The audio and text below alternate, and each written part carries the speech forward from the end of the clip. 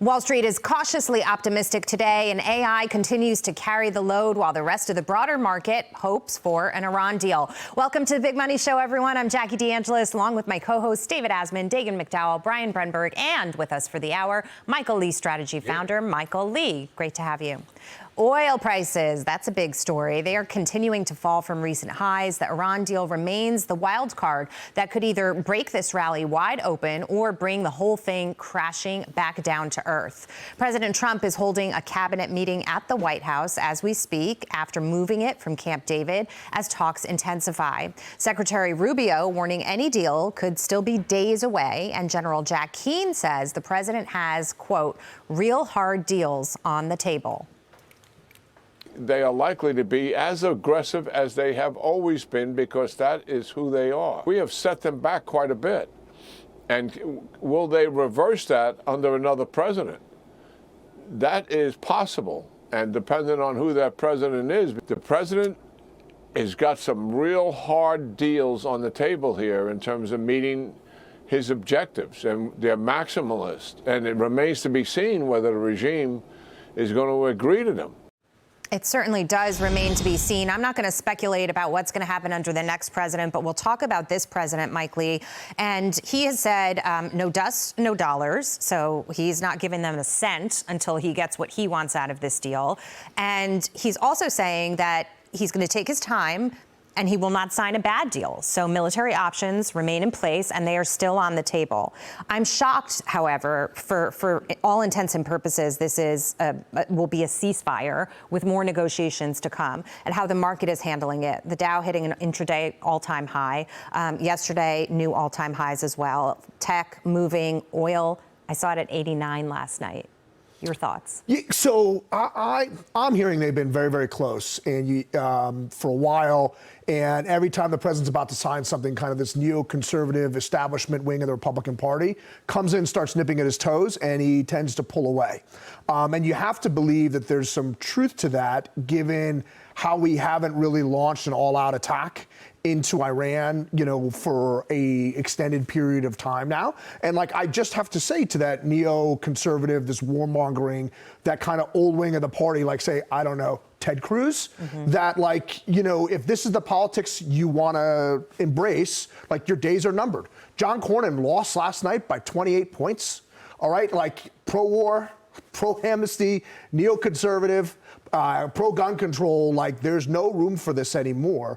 And the reason why he got smoked is because Americans are focused on the domestic agenda, and they want people who are focused on that. And this war is 70-30. 70 against the president's 30 for this war. And so the quicker we can end this, the better. And the president, and this administration should stop listening to these voices that just want more and more and more from Iran. And even if this deal does not look as great as some people would like it to from the outside, you've completely decapitated a military power. Okay, $200 billion worth of damage, 13,000 strikes in 38 days. They don't want any more of this, and there's nothing stopping us from going back in if things go off the rails again. But, Americans want the price of gasoline down. So I think they take a deal, and it's, all those out there saying that Iran won this. And so you see a quote from Ben Rhodes saying, all this war has given them, it's done nothing for America, and it's given, Iran the control of the Strait of Hormuz. I would say that the people arguing that Iran has come out ahead in this are like saying the Cavs beat the Knicks in this last basketball series. It's ludicrous, but it's time to move on. I think they're at the 11th hour, 1 yard line. Let's get it done. So you're glad we went. Sorry, you're glad we went in. You're glad we did it. You just think we got to leave. Yeah, I think it's done. I think these are bad actors, and I think the bigger threat from this war, and I've said it since the beginning, is President Gavin Newsom, because the Democrats will do far more damage to this country than Iran ever could. Oh, don't say that. I usually say that. He usually says that. Now I have on both sides. But I'm thinking about what you're saying, Mike, and I think the president really does want a deal. I think he wants a deal that's better than President Obama's JCPOA, where we can enforce the things that are on the paper and make sure that the Iranians are doing what they promised. this, and I think that he wants the nuclear dust back in some form, whether they give it to somebody else or they destroy it under supervision, whatever the case may be.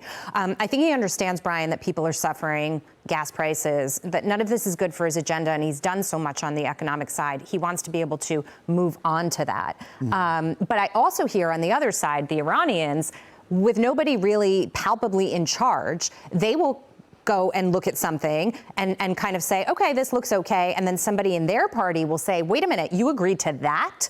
No, you didn't. And so on both sides, there's kind of this nipping at the heels that is preventing moving forward. Well, whoever on the Iran side is the guy who gets to say, no, we're not agreeing to that, is the person in charge. I don't think it's the Ayatollah we haven't seen from. I think it's IRGC, somebody there. Here's my problem. I'm sort of with Mike on this one, but I think we've got a problem because what's Iran going to do? Okay, like you're Iran, okay? If you were running Iran right now and your goal was to stay in power and do what you've been doing and do more of it, what would you do right now? You would, if I was Iran, I'd cut a deal. I'd cut a foot-dragging deal, and I'd say all I got to do is wait out the United States of America for 2 years. And in 2 years, I got a 50% chance of getting Gavin Newsom. And if Gavin Newsom's in there, man, I can do whatever I want.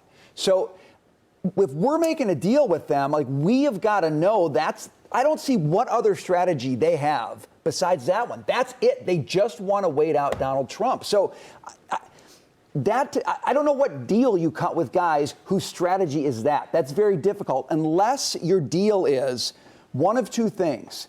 Either they don't control the strait and it is wide open and we've got ships there to guarantee it, which I know you're not going to like that because you want the heck out of there, or we do something really creative and we make the strait completely irrelevant, which is actually what I would like to see. And I think some countries are motivated to do that. But it won't happen quickly. It won't happen quickly. That's a 5 to 8 year Yeah, project. I know, but I'm not saying you can't do some combination of the two. But I'm just saying right now, you pull out with them running the strait, you were asking for like 3 other straits around the globe to become tollways with China in charge and Yemen in charge. And who the heck wants that? So all that to say, this is a super complicated deal right now. And I don't think we should be in a hurry to pull out and leave that kind of mess around the globe. The president doesn't seem like he's in a hurry in the sense that, again, he said he wants a good deal, Dagan. He won't accept anything less. We know what some of his parameters are for that. And so it is taking some time. And again, I bring up the markets and oil prices. They seem to have confidence in that. Well, I was watching oil prices. Oil prices are responding to maybe what is not in the best interest of the Middle East and its peaceful future and our peaceful future, because oil prices just want oil flowing, and that's it. And that could mean Iran in control of the Strait of Hormuz, and it's wide open, and Iran being enriched by being allowed to export its crude. Oil would fall on that. And what Iran also wants is money back. 24 billion was the number that was thrown out, but the headline in the Journal yesterday was Iran pursues deal that brings economic relief without handing President Trump a victory. So oil only cares about crude and product flowing out of the region. That is not, if it enriches Iran, it does not stop it from funding and enabling terror proxies, if it does not stop a ballistic missiles program, if it doesn't address its nuclear future. Hey, it's been 7 weeks of this ceasefire. If we don't finish this, and if you listen to General Jack Keane, if you listen to a lot of people, it just appears that a lasting deal, a lasting peace will require bombing. It will require military action. And since we're there, if we cut and run, there is no benefit to us and the world. Just some headlines coming out for 1 second, from the cabinet meeting from President Trump on this very issue. He says, not there yet on an Iran deal. We're not satisfied with it, but Iran is intent on a deal. Can I just get a 2 cents in here? Yeah, because go ahead. I think what's happened over the past week is a very big change in attitude on the part of those gung-ho people that you would call, people like Jack Keane, for example. I wouldn't call him gung-ho. I think military, nobody hates a war like people who've been in wars, so I wouldn't use, but he is what you would describe as one of the, I see you nodding, yes, one of those gung-ho folks. He was very discouraged last week. I had a couple of interviews with him on different shows, and this week he was just on with Larry Kudlow yesterday. He had a much different attitude. He was more positive about what's happening.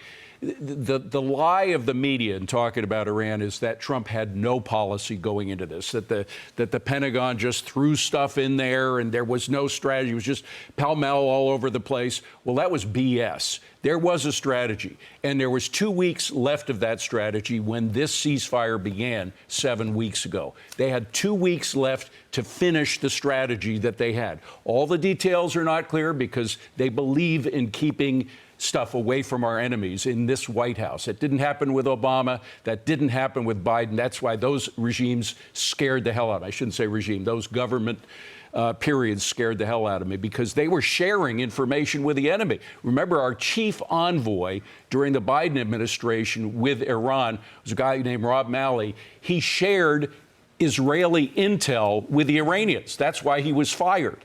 And so we have people here who have a strategy, who believe in secrecy, who know how to operate the military, and they had 2 weeks left of that strategy when the ceasefire began. Who was in favor of the ceasefire? I don't know. It probably was Donald Trump himself, worried about the midterms and worried about the price of oil.